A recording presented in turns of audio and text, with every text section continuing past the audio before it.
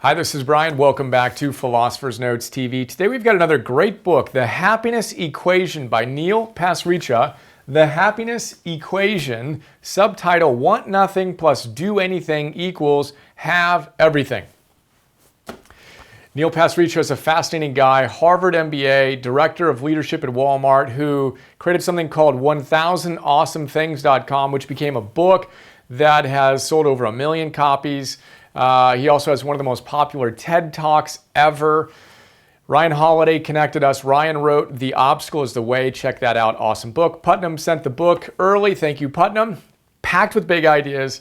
I had a hard time picking my favorite ones to put into the Philosopher's Note.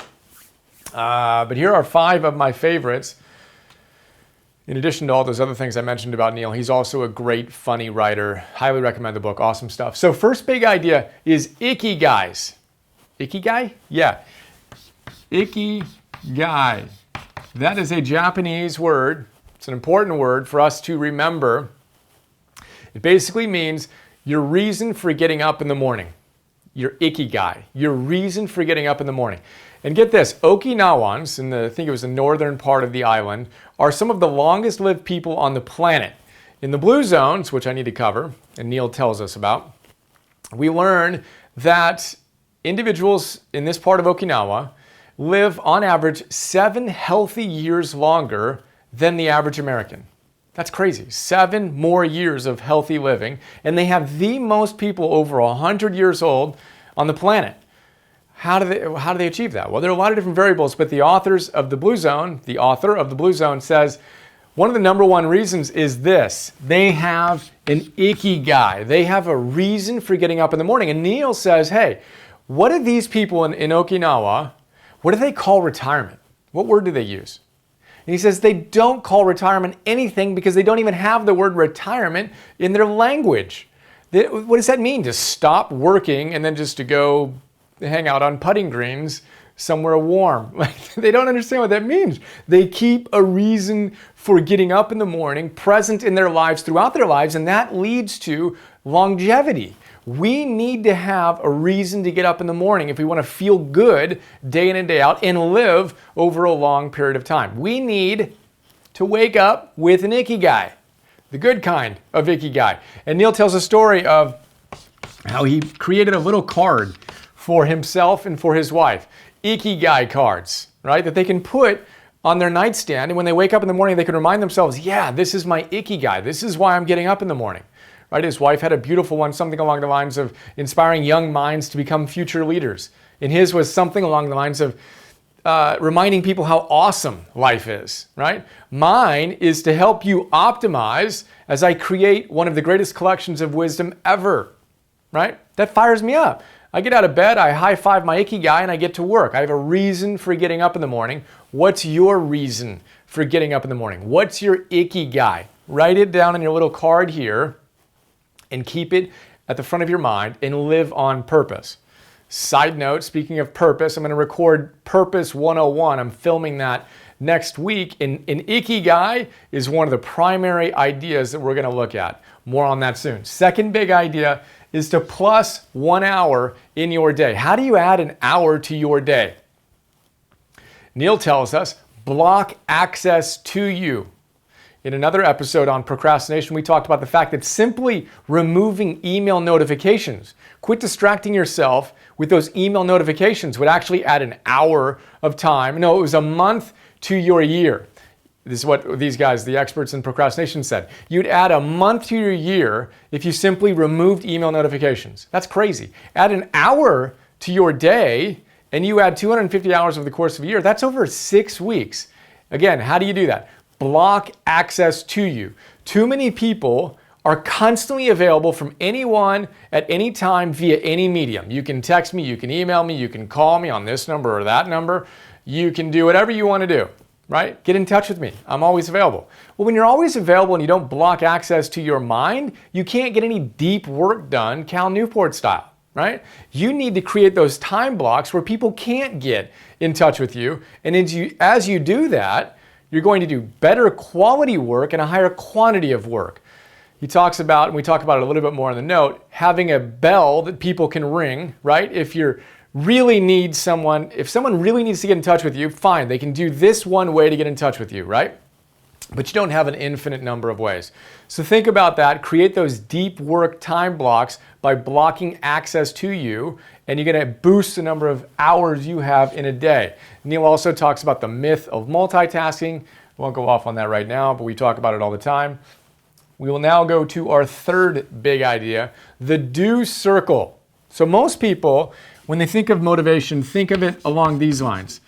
They think that it needs to go, okay, well, I think I can do something. And then in order for me to actually do it, I also need to want to do it. And then if those two things are in place, I will do it, right? This is how I certainly often think about motivation. I need to think I can do it. I need to want to do it. And then boom, I get to doing it. He says, well, that's one way to do it, but a much more effective way to do it is to make the do a circle. So rather than thinking you need to go through this equation, why don't you just do it? And then as you do it, you get a deeper belief that you can do it, and you create a momentum such that you want to do it. The do circle, starting with the do rather than thinking you need to have these things in place first. And what's funny is, the day that I got this book, the day after I got this book and I was reading it, I took a break to interview Tal Ben-Shahar. Tal Ben-Shahar is one of my favorite teachers, one of the world's leading positive psychologists, and he has a great idea on dealing with procrastination called the 5-minute takeoff. So I asked him about that, and it's basically the do circle. And he said, look, he's a professional writer, basically. He's a teacher and he writes, and he loves to write, but most morning, he says, he doesn't feel like it. He doesn't want to write in the morning. But that doesn't matter. He knows, because he's a scientist studying these things, that feelings often follow behaviors. That by taking action, you actually feel inspired, even if you didn't feel inspired in the beginning. So this is the whole Chuck Close, inspiration is for amateurs. The professional gets this do circle, and they just do it. And when you do it, Neil goes back to his favorite physicist, right? Sir Isaac Newton. First law, right, is an object in motion tends to stay in motion. When you start doing something, there's a momentum that's created, and the positive feelings follow you engaging in the behavior. So remember, if you're telling yourself you need to feel like you can do it, you need to really want to do it, in order to do it, you can flip that around, just do it, and then you're going to have a growing sense of being able to do it and wanting to do it, etc. We talk about this all the time. Feelings follow behavior. It's a huge idea. And Tal says, look, 5-minute takeoff. Whether I feel like it or not, I just put in 5 minutes. And he says more often than not, I feel really inspired. It's 15 or 20 minutes. And that idea was one of the most transformative for me. I used to want to write when I was inspired or do whatever when I was inspired. I had to kind of feel like it. Now that has nothing to do with it, right? And now it becomes a fun exercise. When I don't feel like it, it's when I most lean into it. And I told him in our interview that is exactly how it's worked for me. Sit down. Some of the days I just don't feel like I've got it. I don't want to do it, but I do it anyway. And literally, oftentimes it's 10, 20, 30, 40 minutes later, and I wonder what I was thinking before I started going. So feelings follow behavior. Do it. Let the other energy follow. The fourth big idea here is a great one. Saturday morning. So Neil tells us about how important it is to have a great relationship with ourselves, right? Most important relationship we're ever going to have is with ourselves. He says, be you and be cool with it. And one way to help us discover what we're here to do is to imagine it's Saturday morning. It's Saturday morning, you have nothing to do, right? Isn't that nice? Saturday morning, nothing to do. What do you do? What do you do on that Saturday morning where you have nothing to do? He says that's a really powerful question to ask yourself to get more clarity on what it is you really, really love to do. But write that down. Think about that right now. What would you do on a Saturday morning on which you had nothing to do? And then think about all the ways you can do more of that. You can structure your entire life around that. If you really, really, really, really wanted to, you can map out, he says, hundreds of things. If you want to go to the gym, if what you do on a Saturday morning is go to the gym, okay, cool. Well, maybe you want to be a personal trainer. Maybe you want to coach a baseball team, or maybe you want to run a supplements company. There are literally dozens and hundreds of different ways you can integrate that clear passion you have for physical fitness. Become a physical fitness teacher, phys ed teacher, whatever, right? For me, Well, Alexandra, my wife, her thing is a hybrid of working out and reading. Interesting. Well, she used to be a trainer and now she basically reads all the time and teaches and stuff. My thing, Saturday morning, I have nothing to do. What do? I read. If I want to get away from work, what do? I read. So years ago, 15 years ago, I asked myself, how can I get paid to do what I love to do? Well, I love to read. How can I get paid to read? And I've spent the last 15 years figuring out, well, how can I get paid to do that? And it's been a lot of fun, and it's been a lot of false turns, which is part of the process, right? We get a little more clarity each step of the way, but this is a really cool exercise. Saturday AM, what do you do? I'll share this in the Purpose 101 class as well. I'm going to share 20 of my favorite journal exercises like this. Fifth big idea is a fun one. This is the final. He has 9 secrets in the book. This is the final secret.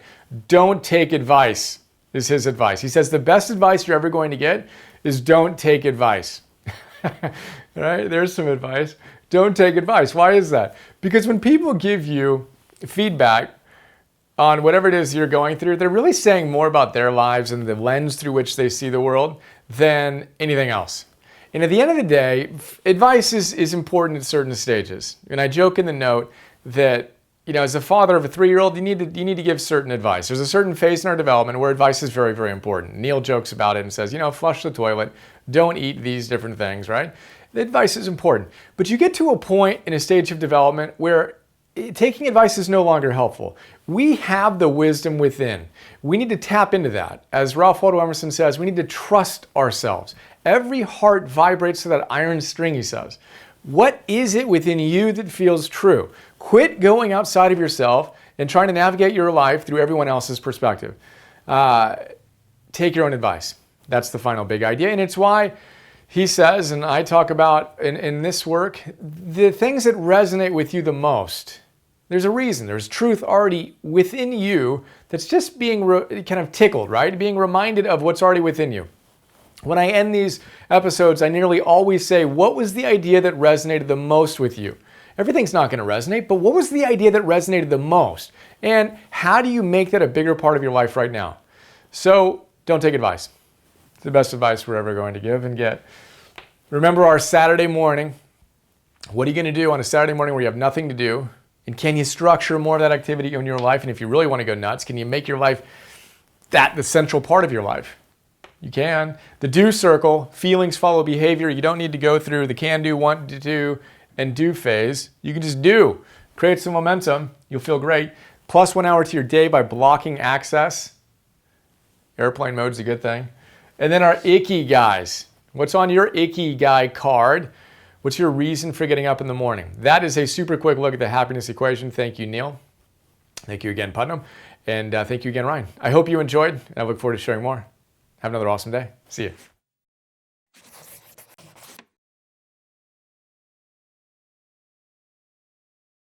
Hi, this is Brian. I hope you enjoyed that PNTV episode.